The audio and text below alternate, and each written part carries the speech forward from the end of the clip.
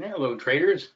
This is Dave with the Compass Options Trading Room, and this is the weekly Periscope video. Apparently, the one I did last week, the sound cut out after a short time, so don't know why.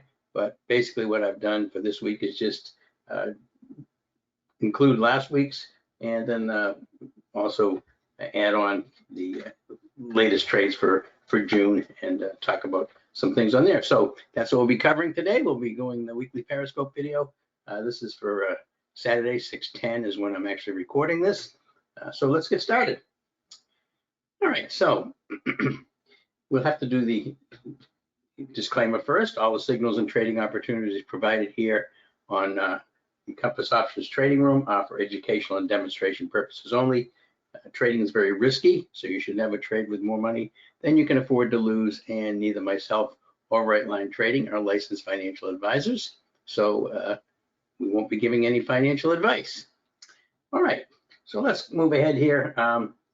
Let's go back to this is the May trades that we have, and I've added a few in here, but this was the most of the May trades, not all of them. We can't fit them all on here, but this is just a fairly good recap of the ones that we had. And as the percentages of wins, generally run between 15 and 30, sometimes 40%. Twilio here was 46%, and we had in May we had 7 losses, 37 wins, 85% win rate. Lower than what I'd like, but still a very good win rate. Some of the highlights in here, we had this weekly ATM and Microsoft that I'm going to recap here in just a minute. I'm going to go over that weekly ATM and how it worked, how we traded it, so you can actually see the trades that constructed that weekly ATM. So we had a nice 40% win in that. And we took a loss in Alta, Texas Instruments, Twilio. This was a bad one, and Etsy. You're always going to have some losses. Some of these turned against us. They look good on the setup, and they just turned against us and didn't work, and that happens. All right, so let's move along. These are the recent June trades. These are actually all the June trades so far, except for the ones that are still in progress. Started off with a nice win in Meta for 11%. We did a SPY trade, an intraday SPY trade for 17%. Planet Fitness took a little bit of a hit here, 84%. That was a pretty big loss. That was definitely bearish when we get in, and it reversed pretty hard. And the market's been fairly bullish here lately too, so shorts are a little bit difficult to take just because everything has been working along so well. But that worked against us. Intuit 33%. AB&B, this was when we just closed on Friday. We were down money on it and bounced up, and we caught a nice sale on this as well. And McDonald's, now this was a short, McDonald's, and again, it was against us and came back and put us into profit. So both AB&B and McDonald's were against us, and we were able to make money on those by being patient and following our daily chart. It's very important to follow the dailies. GME, GameStop, we were patient with GameStop. We were able to make 40% on that spread by waiting it out as the stock went down on earnings, put us underwater, and then it bounced back up the next 2 days, and we were able to close it out at what our main original target was, which was 40% gain. And Match we had yesterday at still 12% gain. Yesterday was a pretty sluggish trading day. There really wasn't an awful lot to trade. So the recap again: April 35 wins, 5 losses. That was 89% win rate. May 37 wins, 7 losses, 85% win rate. And June so far 10 wins, 1 loss. I didn't put the percentage in there, it's too early in the month. And also we've got this Apple weekly ATM I haven't put in there, but this is performing beautifully. We sold puts on this last week for this past Friday. They expired on the 9th. We collected $382 profit on each one of those. We sold it for $382, and we bought it back for $19. So we made about $373 on each contract that we sold on those puts. And of course, we've got the puts out to July on that are of course gone against us, but we're still up really good money on this Apple. And we went and turned around and bought back the Apple 180 puts and we sold the 182.50 puts for next week, and we collected about $253 per contract on those. So that's performing really, really nicely. We don't do a lot of weekly ATMs until the market gets neutral to bullish. It's starting to get bullish, but we need a catalyst, usually an earnings catalyst that's bullish to take those. So, and I have a video on those. If you're curious about weekly ATMs and how they work, I have a video on them. All right, so this was the Microsoft weekly ATM right here that we profited on. We took 40% on this weekly ATM that we did back in the first part of May. So this is the way that this is the entire trade and how it's structured. On the 5th of May, which is when we started this trade out, we sold the 5/12 or the May 12th $310 puts, and we sold those puts and collected $403. At the same time, we bought the July 21st 305 protective puts. So this is a protective put that we bought at 305. So we created a spread between $5, but we were using July for the puts, the long puts, and May 12th for the short puts. And we paid 1062 debit for the protective puts, the 305 puts, which means when we originally put the order on, we had a $659 debit, $659 debit per contract. Now on May 12th, which was a week later, we bought back the 5/12 310 puts that we had sold for $403, and we bought them back for $169 or $169 because it was a little bit under 310. But still, when we then sold the 519, again, now we're going out another week selling the same puts, the 310 puts, the 510 that we did on 5/12, we sold the 310 puts. Here on the 12th, we sold the 519 puts, the $310 puts expiring May 19th. And for that, we collected a $414 credit. So the net of that trade, when we rolled the 5/12s to the 519s, was we netted $245 per contract on that trade. Now on May 18th, which was the Thursday, not the 19th, but the 18th, we actually, because Microsoft had performed so well, we bought back the 519 puts that we had sold for $414. We bought them back for 27 cents. And at the same time, we then sold the 526. The following week's 315 puts. We moved up put from 310 to 315 because Microsoft had moved up.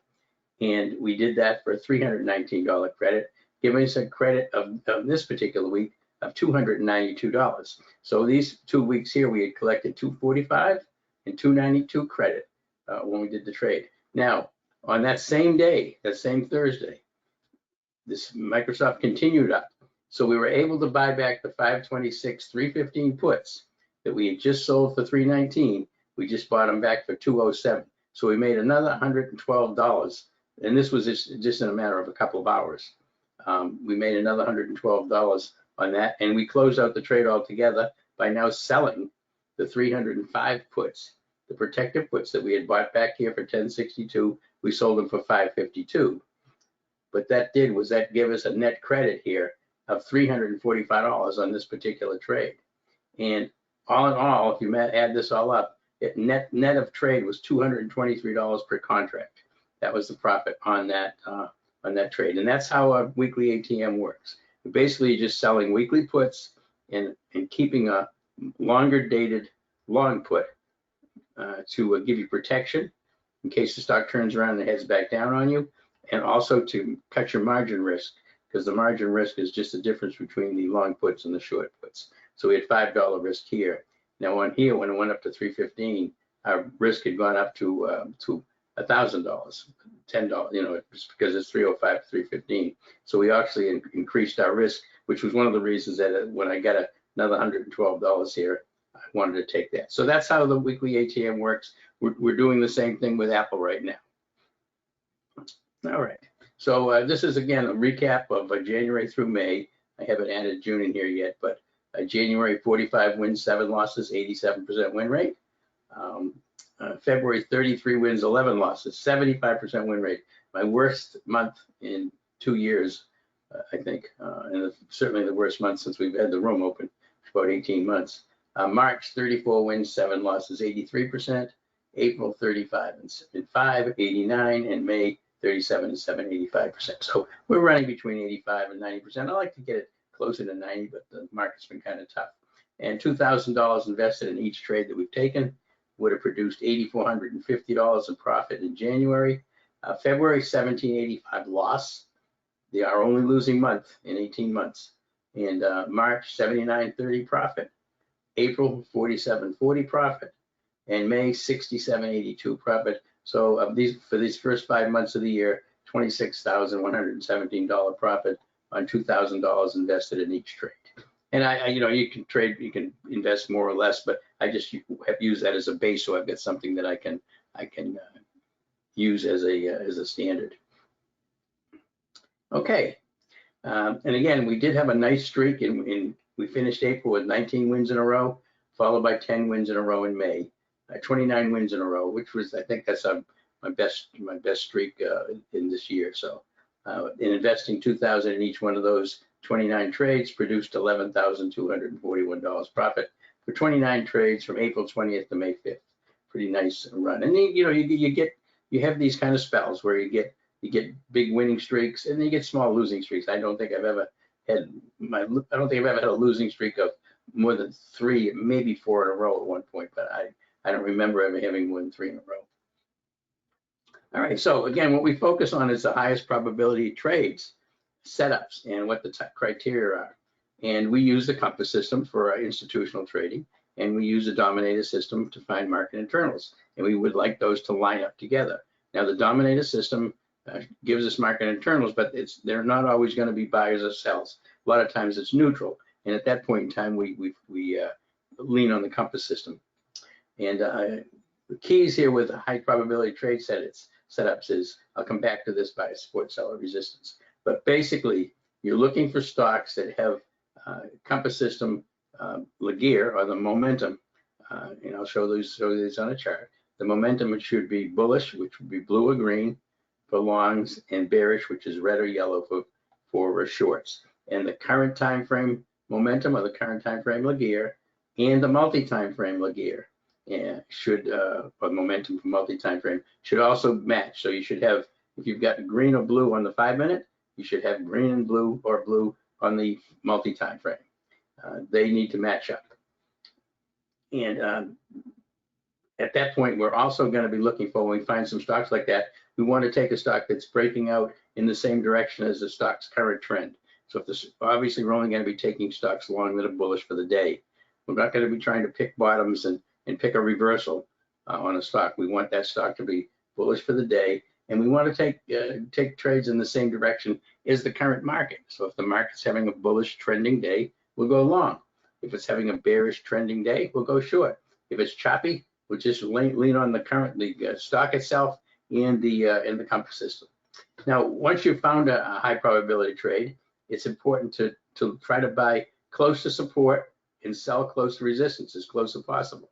And these support and resistance levels are things like the volume weighted average price line, the 15 EMA, a dynamic compression break, pop out of the box symbol, something that's giving you an indication that you're near a support or resistance level. Fibonacci candles are also helpful because Fibonacci candles show you a continuation of a particular reversal in a trend. If it's going from pulling, a strong stock is pulling down and then it reverses, if you use Fibonacci candles, it'll be much easier to see. And I'll show you some of those. And I'm actually going to do a video this weekend on Fibonacci candles and how we use them in trading. Okay, so we have those particular criteria. Now, the other thing that we want to use is we want to have select stocks that have relative strength or relative weakness versus the SPY. In other words, if you've got a stock that's going up faster than the SPY is going up, or the SPY is going sideways and the stock's going up, that's relative strength. Not RSI, but relative strength. We don't talk about RSI. I don't use it. I don't think it's useful. But we do want to know what a stock is doing versus how the SPY is doing that day. And if you've been in the room, you've seen me look at a stock and show you that this stock is outperforming the SPY, or this stock is underperforming the SPY. And that's one of the criteria that we use for getting into a trade. And this is if it's a swing trade, but let's just forget if it's a swing trade. I always want the daily chart and the 5-minute chart to line up. So if the 5-minute chart is bullish and we're looking to go long, I'm only going to take it if the daily chart is also bullish, because it does a couple things for me. It allows me to stay in the trade longer during the day and to suffer some pullbacks without panicking, because I know I've got a good daily chart to lean on. That was the case with McDonald's. That was the case with AB&B this week. So we definitely want to lean on the daily chart. And that should be, once you find a stock, that should be the first chart you should look at to determine whether you want to get into the trade or not. To me, it's not a high probability trade if the 5-minute chart and the daily chart do not line up. And again, the pop out of the box signal adds conviction to the trades. And key here is have patience. Waiting for compressions breaks will reduce the risk substantially. And not just compression breaks, but waiting for a stock to pull back to support or resistance levels or close to it before entering is going to give you a higher probability win rate for sure. All right, so that's the highest probability trade setups that we look for. And this is what we're trading in the room, the highest probability trade setups that we can find. We're not taking mediocre trades. Again, we trade the best and we skip the rest, and that is the whole point. Okay, so let's just look at some charts, and I do this each week, but I know there's a lot of new folks that see this, so I want to look at, in this particular case, this is an ABBV chart, ABB, and if this is a compass system, and here's our indicators. This indicator right here, this green line, that is the compass. That's the compass momentum of the multi-time frame, current time frame momentum. This is the Laguerre indicator with the divergence stripped out. So this is a momentum indicator. Just think of it as a momentum indicator. This is the current time frame momentum indicator, and this is called the quant line. This tells you what other stocks that normally trade with, in this case, ABBV, if they're trading with bullish as well. So this was a daily chart. This is a daily chart on Compass, and you can see this move up here. You can see everything has gone green. This is a good entry to trade during the day and overnight if you wanted to hold it overnight.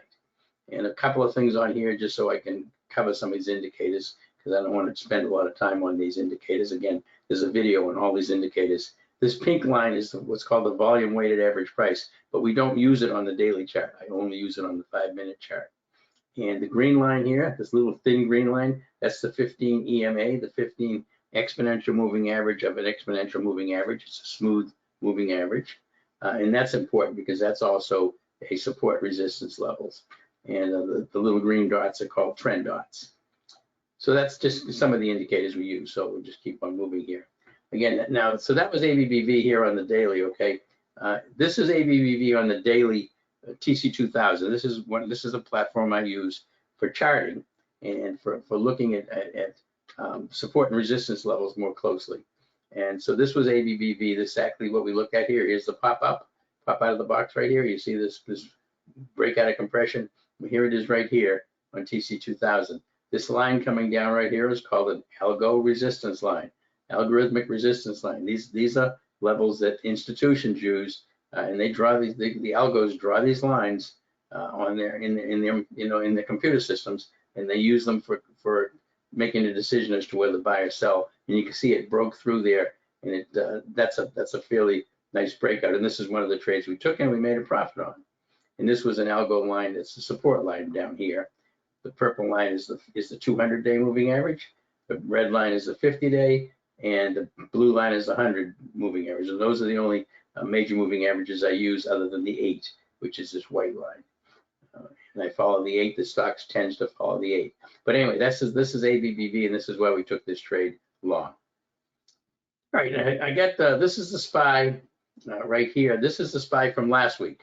All right, this is the trade, the one I had on the platform for last week. But here's the SPY, and you can see that it's been putting in new highs. This little thin white line was the high of the year, right back here, and you see it broke through it last week and then gapped right up here. You see this big gap. This is a pretty bullish move in the market.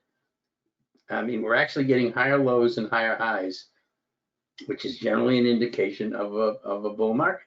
And if we haven't broken the back of the bear market yet, we're very, very close. But you've still got some things coming up, like the FOMC and interest rates, et cetera. They could reverse it back. But here's where it was last week. Now we'll go to this week's. SPY. Now here's the candle that was in here last week. You see this current week, we pretty much just traded flat. I mean, this is pretty flat. We did have a nice green candle here, but this line right here is an algo resistance line. Again, the algo resistance, but notice this is sloping up. This is an uptrending algo resistance line. These are not as powerful as downtrending resistance lines because of the fact that the stock can actually follow that resistance line up and stay below it, but still be going up in price. So they're not really, they don't offer huge amounts of resistance, but they do offer some, and you can see where we're at on that right now. So we're looking for a break above this resistance line this week just to stay in this bullish trend. But we're definitely in a bullish trend on the SPY. A lot of doom and gloom out there all the time, but keep in mind the market tends to front run when you're going from a bear market to a bull market by several months. It usually starts to go up before the people think that the bull market has returned. And another thing that's happening is the IWM, which is the Russell 2000, has rallied pretty nicely this week. This is the first time in quite a while the IWM has been moved above all its moving averages. All right, here's GDX. So again, I'm just going to go over the candlesticks here in the compass system, just so you can see, for anybody new, what we look for in the compass system. This is a 5-minute chart, and these pop out of the box signals. These right here, these purple, pink arrows. This tells you when a stock is breaking resistance to the upside, and the blue ones are breaking resistance to the downside. Well, in this particular case, we're only going to be interested in trading long. GDX was green for the day. It was above the VWAP. We're only looking for a long entry. So we look down here and we start to look at the compass system, and we look at the current time frame Laguerre, the current time frame momentum, and it went from bearish to bullish right here. So this was one entry you could take. Now the issue you have with this is the multi-time frame is still yellow, but the multi-time frame is going to lag the current time frame, of course, because it's looking at 3 different time frames. If you get bullish on the 5-minute, but you could still be bearish overall on the 15 and the 45, which is what this is measuring, because there hasn't been enough bullish momentum yet. But you certainly could start to watch this, and you notice it's right on the 15 EMA with these pop out of the box signals. If you were waiting for everything to turn green, this is where you would enter it, right here. But for me, if I'm just intraday trading this and the stock is bullish on the daily, this is where I'm going to be serious about taking it entry on the right on the 15. The 15 has gone from, notice the 15 has gone from red to green. We're getting a pop out of the box signal. We've got blue here, went from red to blue. This is to me, it's a relatively safe entry, even though the multi-time frame is yellow, and I have to be aware that it could go against me, but it didn't, and it moved up very nicely. The 15 sloping up, just keeps going up, and here's where you would get out. Obviously, you can see it's starting to lose momentum.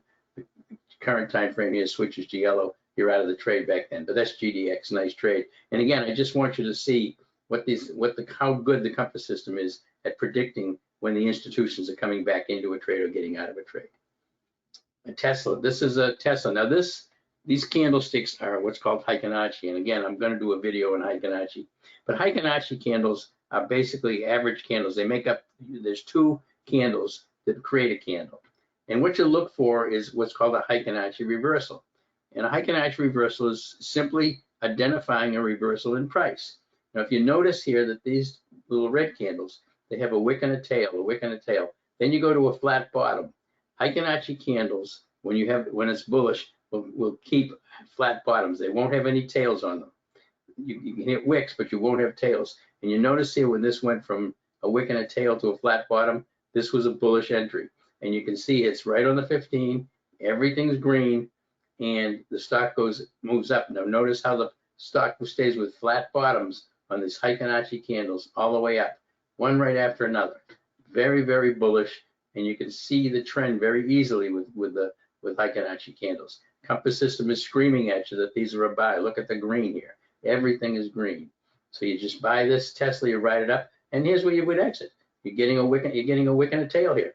The wicks don't matter. Wicks are actually bullish for Fibonacci candles, but tails are not. So once you get a tail, that means the 2 candles that created this particular candlestick right here, this Fibonacci candlestick, there was one of them that was a red candle moving down, and that's what creates this tail, and you would then exit the trade. But I want you to see how clearly the compass system identifies that.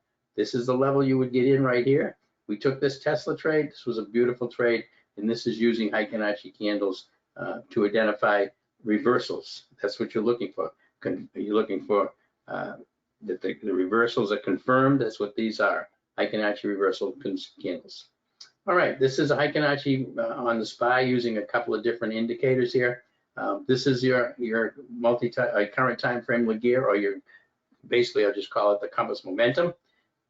You can see here on this candle right here, you see that we have a wick and a tail, and then we go to a flat top. Heikin-Ashi candles with flat tops are bearish. This was the first bearish reversal. This is a Heikin-Ashi reversal candle to the bearish side. We got yellow here on the momentum, the compass momentum for current time frame. That's bearish. This is where you would jump in right here. You jump in right here and just ride this thing down. You notice we got flat tops. Staying on each one of these candles for Heikin-Ashi. This is the Bollinger bandwidth, and this is an expanding bandwidth. Means the Bollinger bands are going spreading apart, and that's the means that you're coming out of compression, which is exactly what we're doing here. You notice you've got your pop out of the box signal right on here, on both of these. And again, you could have taken it here. I would have waited here for the actual flat top candle, but that's what you would take it. And then see, as the candles get smaller, and then they start to turn into dojis down here, and the bandwidth is coming down. You're still red, but it's not something I'm going to stay in the trade when I've got this much profit in SPY already. I'm not going to hang around. I can come in later if it reverses back down again. But notice we're getting bandwidth compression. It's getting tighter and tighter, which means that the compression is over and the stock is starting to compress itself. And as it moves sideways, it finally goes to blue, which you would want to obviously be out of the trade by then. All right, and another SPY here. This is another nice pop out of the box to the right here, pop out of the box to the downside. It has a nice entry point. This is the VWAP. This is a 5-minute on the SPY. You see that we went from blue to yellow. Again, compass system. This is the compass momentum. It's telling you bullish, bearish. This was a switch from bullish to bearish. Institutions are starting to sell. Pop out of the box signal is telling you we're coming down. We're breaking below the VWAP. We jump in here, and you can just ride this down for 5 or 6 candles, which is actually a pretty good move in the SPY. But again, you're not going to stay in this much longer than right here. As these candles get so small, the momentum is starting to fade. It stays red, but as soon as you start to get some blue, you'd be out. But I wouldn't even stay in it longer than this. But again, very easy to see. The compass system makes it so easy to see these situations where you want to be going short or long. All right, now this is QSR, and this one I'm going to use to show you 3 things. I'm going to show you what it looked like on the daily when we took the trade, what it looked like on the compass 5-minute when we took the trade, and what it looked like on the dominator 5-minute when we took the trade. This is one that aligned on all 3 of those situations. So you can see you got a bullish setup here on QSR. You notice we went bullish here on the current time frame momentum, the compass momentum for the current time frame, which on this case is daily. So this shows the compass momentum for the 1 day. This shows the compass system for the 1, 3, and 9 days. All of it's all green. You can see it turned green right over here. Compass system's had a little bit of choppiness, but notice it's just compressing. Really wasn't any reason to get in until you get this pop out of the box and the stock breaks up. All right, so that is on the compass system. All right, so here's the 5-minute of QSR on this day we took this trade. So now we're looking at the QSR. We know it's got a good daily chart. Now we're looking for the 5-minute chart. What's it look like? Well, it looks like it's compressing here. It's moving sideways. The 15 EMA is kind of moving sideways. The stock is moving up. We've got mixed signals in the compass system, red to blue. You could have grabbed a long here if you wanted to, and you'd been okay. It did actually give you an entry there. But typically, I'd wait for the pop out of the box signal. Now it went to blue to yellow, and then to green. So you certainly wouldn't want to wait past here. This is where you would get in, or right here. As you get a pop out of the box signal with everything green, you jump in right here in this trade, and you just ride it up. QSR, ride it up until right here, which you notice you go to a red candle right here, and we get the momentum switches from green to yellow. Don't want to be trade, don't want to be long now. So we're long right here, And typically would have been a good place to get in, because you see the compression right here. You could have entered here. You could have entered here on this pop out of the box signal, and everything was blue. And then it went into compression. But if you didn't enter here, this is where you would want to enter. Now let me show you that on the dominator system. All right, so here's the compass system. Here's the dominator system, same stock, same information. It's just presented in a little different format. This is showing the market internals, and market internals are telling us what the different indexes are doing.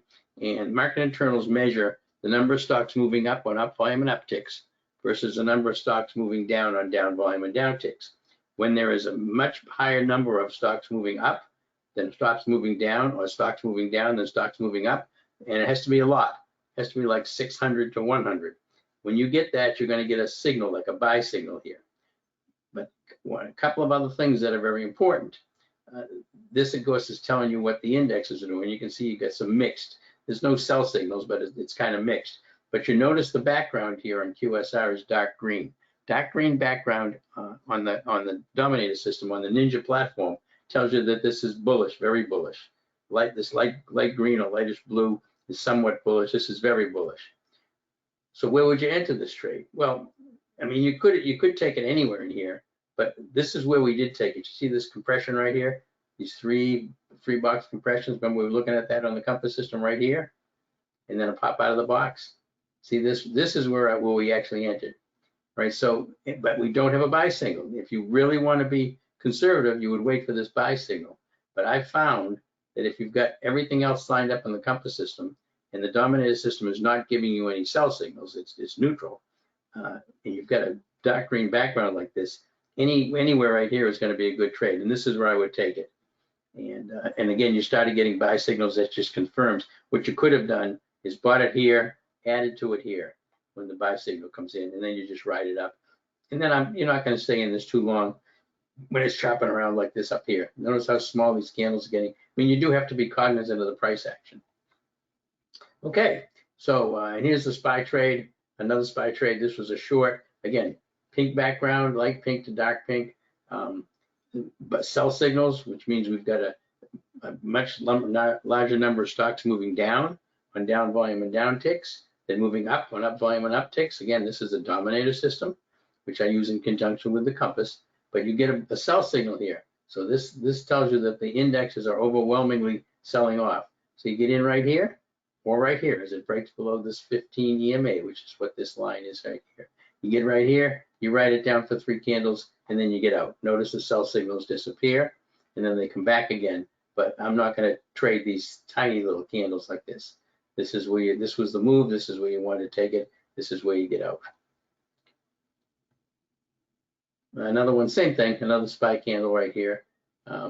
Pulling down back. That's the same. Yeah, it is the same one. Okay, so and here's a trade on ENPH. One of the things I wanted to keep this slide up for was to show you a dynamic compression zone. The shaded area is a dynamic compression zone. This is on the daily chart, and you notice that down here, everything is yellow or red right from here. Right here, as the stock broke below this dynamic compression, everything went yellow or red. So the market is bearish for this stock right here, and you could have just taken it right here. There's a pop out of the box signal, and you can write it down. And that's, I'm sorry, that's an acceleration dot.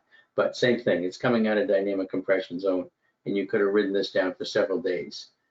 This is a horrible stock to trade, by the way. It's very, very difficult, ENPH, but I wanted to show you the setup of a breaking out of dynamic compression, and the momentum's telling you that the stock is bearish. The institutions are selling this off right here.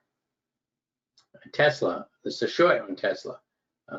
Again, if you look at the overall compass system here, you can see it's pretty much red. Right here is where we went from blue to yellow, which means we've got some bearishness on the current time frame momentum, the compass momentum for 5 minutes. So you could have entered right here, but typically what I'm going to wait for is I'm going to wait for it to give me a pop out of the box signal, and the stock is right at the 15. This is, again, sell at resistance. This is resistance to 15. You can sell it right here or sell it right here. Everything went red. And then you got a lot of compression here, but notice it never varied from being bearish. The institutions were still selling. Price wasn't necessarily reflecting it, but it typically is going to reflect it very soon after that, which it did right here. And then you write it down, and you write it down, and you write it down. And you can get out when you start to get these small little green candles, small candles. You can see it's moving sideways. And here you go to blue, so this would be your exit for sure, right in here. But that's a nice gain on Tesla. Now this is KHC. This is the stock we took. We took it right here, and this pop out of the box signal coming out of dynamic compression. We had it overnight. It didn't do anything the next day, and then boom, it popped and gapped up the next day. We took profits on it right there. It was just a matter of the time. The compass system was telling us the institutions are buying this stock. They went from yellow to blue to green, and it was coming out of dynamic compression. And you see we had this pop out of the box symbol with everything green, so we took it long, and sure enough, in the next couple of days, it popped up and gave us a nice win. STZ, this is a nice short. You can see the daily chart right here. This is the daily breakdown. Again, right here out of dynamic compression, breaking down. We just traded intraday on this one, but you see how it went from blue to red. Everything was red. It was a sell-off. UNH, same thing. Nice short setup. Here's a pop out of the box symbol coming out of dynamic compression, and compass system on the daily chart went from blue to yellow. Institutions are selling, and you can see them selling, and then it goes to red. They're continuing to sell. So again, the institutions are telling you exactly what they're doing here. It's giving us the indication to stay short this particular position. DG, another nice one. This is on the 5-minute chart. Again, try to get familiar with the compass system and what I'm looking at these colors. Here's blue and then yellow. So without even looking at anything in the chart, I can see that we're going from buying the institutions to selling. So I look and see, what have I got here? Well, I've got a pop out of the box signal dropping below the VWAP, which is a resistance level. So we're selling at resistance. So this is where you would take your short, right here, as it breaks below. You could have taken it actually right here, or you could have taken it on this candle. Everything went red. And then you just ride this thing down. It's red all the way along. There's no reason to even consider getting out of this trade during this whole period of time. And I'm not sure how far we kept going beyond that, but I just wanted to show you the setup. But notice, compass system is telling you institutions are selling. You need to be short the stock. All right, so let's talk a little bit about the compass dominator combinations that we just looked at with the QSR. Again, for dominator, a green background is bullish for the stock, and buy signals, it gives you tells you that the market internals are to the bullish side. You'll get a green buy signal. If it's bearish, the background should be red on the stock you want to sell or the index, and the dominator should have sell signals. This is the dominator information. You don't get dominator information all the time. A dominator sometimes will just be neutral all day long. You won't ever see a buy or sell signal, in which case you have to lean on the compass system. But it is possible to take larger size when the compass and dominator align, and it's possible to stay in the trades longer. But caveat here is you've got to take the market into consideration. What the market's doing is the most important thing. You want the market to be trending up to take large size, or trending down to be taking large size. You don't want to be taking large size in a choppy market. And again, the best entry levels for the dominator aligns, same thing. So buy at support, sell at resistance. 15 EMA, VWAP, pivot points, breakout of dynamic compressions, algo lines, anything that's a real serious support or resistance level. Now, the 50, the 100, and the 200 moving averages, I only use those on the daily chart. I do not use them on the 5-minute chart. The 5-minute chart, you're talking about the VWAP, pivot points if there is a white pivot point, breakout of the box symbols, and dynamic compression breaks. Those are the support resistance levels on the 5-minute chart. Daily chart, you can take the 50, the 100, and the 200 into consideration.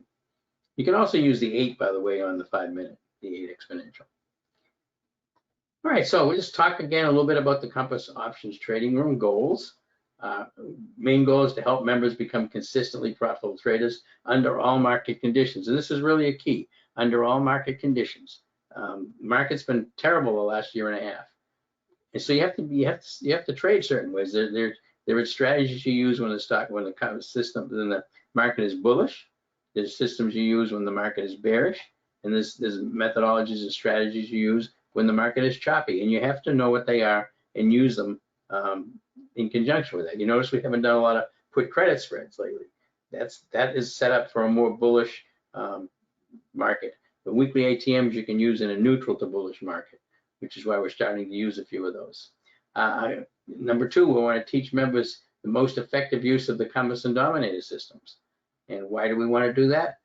Because we want to educate members on identifying and trading the highest probability trade setups while being patient. And this is important. The highest probability trade setups, if you don't have the compass system, then you're not going to know what the highest probability trade setups are, because you're missing one key element, and that is you're missing the element of whether the institutions are trading that particular stock or not. You don't want to be trading it if the institutions are not selling it or buying it. You only want to be in when the institutions are in there, and that's what the compass system does for us. And we want to accomplish these goals in a relatively low stress and disciplined environment. We're not taking a lot of hyper scalp trades or scalp trades. We're not chasing momentum trades to the upside. This is meant to create an environment that is relatively low stress. Obviously, you can't eliminate stress altogether when your money's at stake, but it is meant to be relatively low stress, and it's meant to teach you to trade in a methodology with strategies that allow you to do this for as long as you want to trade, the rest of your life if you want to trade. You know, it's the hyper scalping, things like tracing Momo trades, like Wall Street Bots does, and all these kind of things. You're just going to burn yourself out. You don't want to be sitting there with a bottle of antacids next to you all day long trying to trade. It's going to ruin your health. It's just not worth it. So that's very important. Low stress and disciplined environment. All right, here's a recap of 2022. I think I've shown this enough times. We had 340 total trades in 2022, 298 wins, 86% win rate, 45 losses. Profit factor 2.16, pretty nice profit factor.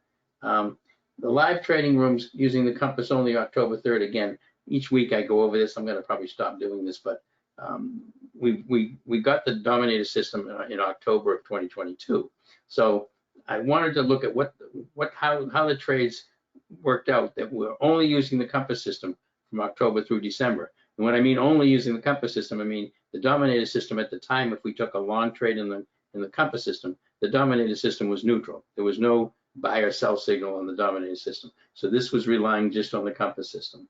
151 total trades, 135 wins, 89.4% win rate, profit factor 3.57, pretty nice.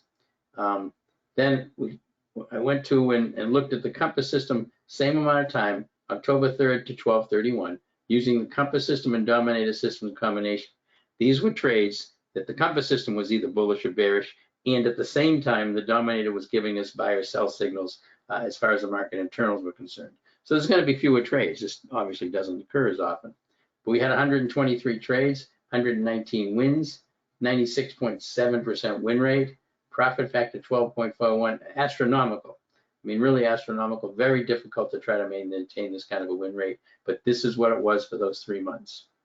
And then we did a SPY super system beta test. The SPY super system is basically using the compass and dominator system doing SPY trades. You know, the SPY S&P 500 using SPY puts and calls, or you could do it using ES. You could use the futures. It's going to work the same way. But we did 100 trades, and this was when the compass system and dominator system on the SPY aligned, and we took the trades when the SPY was at support for long, at resistance for short. 100 trades, 86 wins, 86% win rate. Nice win rate, but not as good as this. But notice the profit factor, 14.17, even higher than this profit factor. That's because with this particular system, when we lost one of our criteria, either the compass system wasn't green or blue, or the dominator system lost its buy or sell signal, then we got out of the trade. And so we had a higher profit factor because basically the losses were smaller and the wins were larger. All right, so that's that. Put credit spreads. That's just information you can see. I have a video on that, video on debit spreads, and this is my post on Hikinachi. I'm going to include this in the video I'm going to do in Hikinachi here soon. And there's a video, link to my video library. I highly recommend anybody who's in the room or trying the room out should look at the videos. I've got videos on just about everything that we talk about in the room as far as finding highest probability trade setups in Compass, what the Compass indicators are and how you use them, using the Compass and Dominator system in combination, how to do weekly ATM trades, how to do time spread trades over earnings, how to do put credit spreads, and how to do debit spreads using weekly expirations. All of these they're explained in videos. And these are stocks I'm watching for money. I just did a quick run through of the daily charts from yesterday.